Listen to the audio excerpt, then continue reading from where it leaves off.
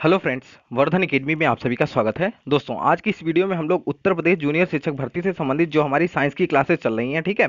Topic wise पूरा आपके syllabus के अकॉर्डिंग यहाँ पे क्लासेस चल रही हैं। ये आपका सिलेबस है और इसके अकॉर्डिंग ही सारी यहाँ पर जितनी भी क्लासेस हैं वो चलाई गई हैं, ठीक है।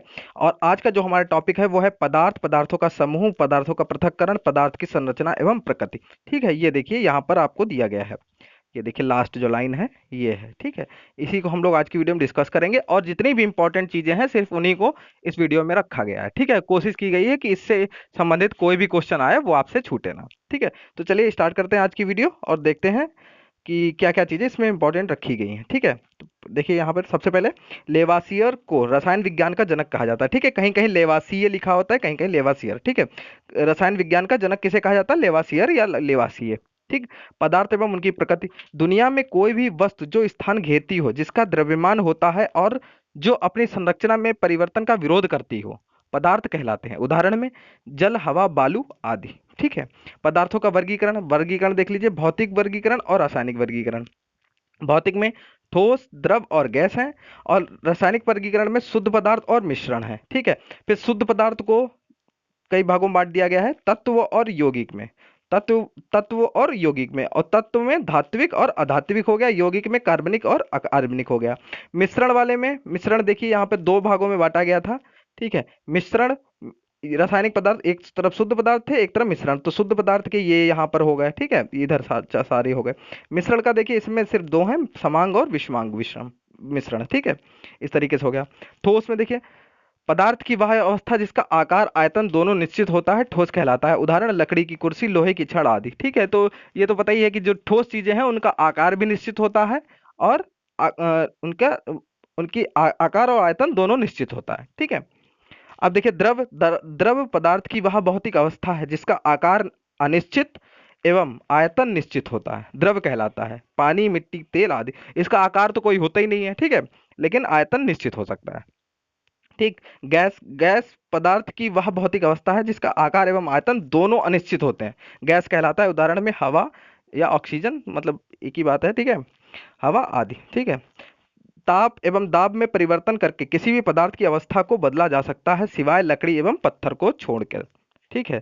ताप एवं दाब में परिवर्तन करके, ठीक है। जल तीनों भौतिक अवस्थाओं में रहता है, ठीक है, तीनों भौतिक अवस्थाओं में रहता है, ठीक है। ऊर्ध्वपातन, ऊर्ध्वपातन क्या कहलाता है? कुछ पदार्थ गर्म करने पर सीधे ठोस रूप से गैस में बदल जाते हैं, इसे ऊर्ध्वपातन कहते हैं, जैसे आयोडीन, कपूर आदि। पदार्थ की चौथी अवस्था होती है प्लाज्मा, ठीक है, प्लाज्मा। पदार्थ की पांचवी अवस्था होती है बोस आइंस्टाइन कंडेंसेट, ठीक है। ये अभी नई चीज आई है तो अभी ये कम लोगों को पता होगी, ठीक है, बोस आइंस्टाइन कंडेंसेट, ठीक। तत्व का है, तत्व क्या है?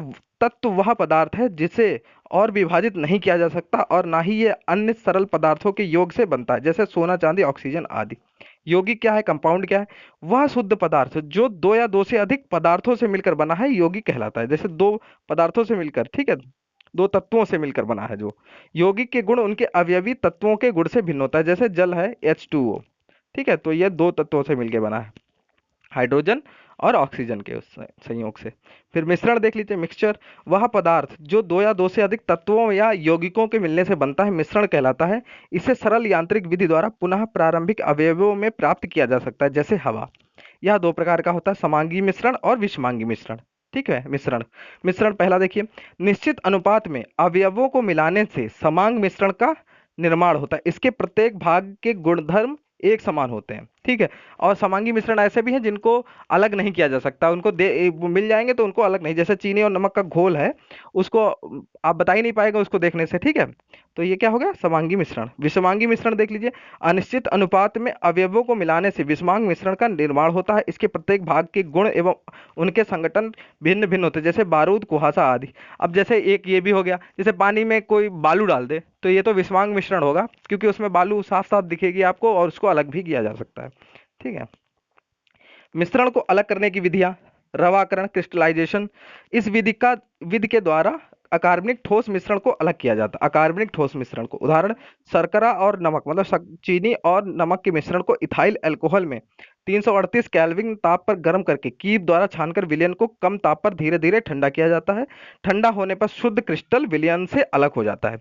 ये हो गया रवाकरण। ठीक है, फिर आसवन विधि हो गई।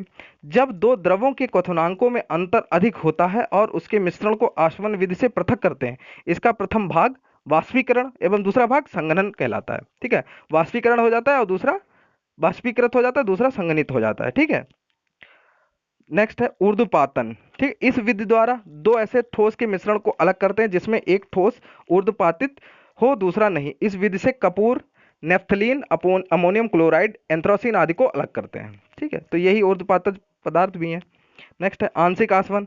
इस विधि से उन मिश्रित द्रवों को अलग करते हैं जिनके क्वथनांकों में अंतर बहुत कम होता है। उदाहरण खनिज तेल या कच्चे तेल से इस विधि द्वारा शुद्ध डीजल, पेट्रोल, मिट्टी का तेल, कोलतार आदि अलग किया जाता है। वर्ण लेखन, ये देखिए क्या है।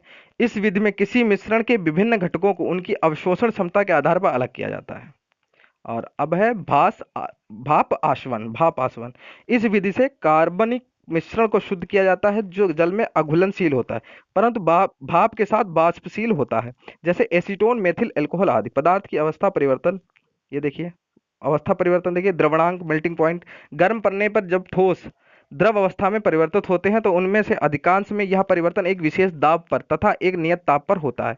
मेल्टिंग पॉइंट एक विशेष ताप पर होता है। ठीक है, विशेष ताप एवं विशेष दाब और नियत ताप पर ही जो होता है परिवर्तन होता है, उसको द्रवणांक कहते हैं, मेल्टिंग पॉइंट कहते हैं। फिर हिमांक, किसी विशेष दाब पर वह नियत ताप जिस पर कोई द्रव जमता है हिमांक कहलाता है। ठीक है, जम जाता है, उसको क्या कहते हैं, हिमांक। सामान्यतः किसी पदार्थ का द्रवणांक एवं हिमांक का मान बराबर होता है।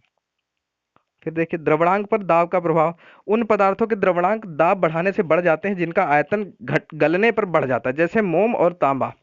ठीक है, इनका क्या दाब बढ़ाने से बढ़ जाता है इनका द्रवणांक, क्योंकि इनका आयतन जो है गलने पर बढ़ जाता है। उन पदार्थों के द्रवणांक दाब बढ़ाने से घट जाते हैं जिनका आयतन गलने पर घट जाता है, जैसे बर्फ और ढलवा लोहा आदि। मुद्रण धातु ऐसे पदार्थों के बने होते हैं जो जमने पर आयतन में बढ़ते हैं। ठीक, नेक्स्ट है वाष्पीकरण। द्रव से वाष्प में परिवर्तन वाष्पीकरण कहलाता है। यह दो प्रकार से होता है। एक तो होता है वाष्पन, क्वथनांक से कम तापमान पर द्रव के वाष्प में परिवर्तन होने की प्रक्रिया को वाष्पन कहते हैं। यह निम्न बातों पर निर्भर करता है। किन बातों पर? क्वथनांक का कम होना, द्रव का ताप में होना, द्रव के खुले पृष्ठ का क्षेत्रफल। क्वथनांक देखिए, वह नियत ताप जिस पर कोई द्रव उबल कर होगा। ठीक है, कोई द्रव, एक मिनट यहाँ पे, द्रव उबल कर, ठीक है, उबल कर द्रव अवस्था में से वाष्प की अवस्था में परिणित हो जाए, द्रव का क्वथनांक कहलाता है। ठीक है, द्रव अवस्था से वाष्प की अवस्था में परिणित हो जाए, क्वथनांक कहलाता है। दाब बढ़ाने से द्रव का क्वथनांक बढ़ जाता है तथा घटाने से द्रव का क्वथनांक घट जाता है। ठीक है, तो बस यही इतनी चीजें थी पदार्थ की जो थी, इसमें जो इंपॉर्टेंट चीजें थी बस इतनी ही थी। ठीक है, बहुत ज्यादा नहीं कुछ इसमें था, लेकिन कुछ क्वेश्चन बन सकते थे बीच से, लेकिन किसी भी चीज को छोड़ना नहीं है क्योंकि सिलेबस में आपके दिया हुआ है, तो इन सब चीजों को देखते हुए चलना है। ठीक है, आप इसी टॉपिक को अपनी बुक्स, जो भी बुक्स आपके पास हो उससे भी पढ़ते रहिए तो ज्यादा अच्छा रहेगा आपके लिए। ठीक है, तो दोस्तों आज की वीडियो में सिर्फ इतना ही। अगर आपके मन में कोई भी सवाल हो तो आप लोग कमेंट बॉक्स में पूछ सकते हैं। धन्यवाद।